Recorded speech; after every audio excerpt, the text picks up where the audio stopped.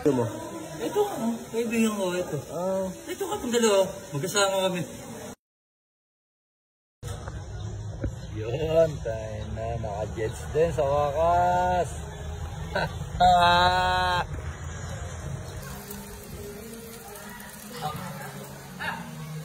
Wala nga ako doon sa balisa. Magkala ako sa dati. Eh, bakit? May ano daw ba doon? Kasi dati kasi may isang pagkala ako. Eh, baka naman mamaya eh, kung anong gawin nyo doon. Oo, eh, tayo bahala. Hanggang kalasing ko lang tayo dito. Eh, kiligay ko ba ako? Eh, maya-maya parating na din yun. Kung mamaya malasing ka, mag-iwan ka dito. Hanggang kalasing ko lang kami. Hindi ako papakalasig. Ito mga papakalasig. Hindi, baka pag nalasing kayo, wala ka namin dito. Kung nagsarap. Wala. Oh, sige. Basta bago tayo umuwi, bumalik ka na dito. Oh, sige, sige. Siya yung single ko.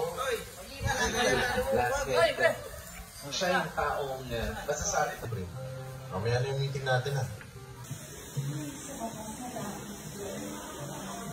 Oh, si Kuya to ah. Yeah. Oh. Diba sabi mo, hindi ko papakalasing. Punta ka lang doon sa kaibigan. Ito ang tunay na kaibigan. Hindi nang iiwan. Pasundo kita sa ate, nagpaalam ka. Sabi mo, saglit ka lang. Wala akong paalam sa ate mo. Kasama ko yung kaibigan ko. Ito yung kaibigan ko, Timara. Sige siya, punta ako. Kain na rin itong kupare ko na to. Medyo ano rin siya. Ito. Usapan kami nito. Walang iwanan. Sige siya, pasundo na lang ito sa ate.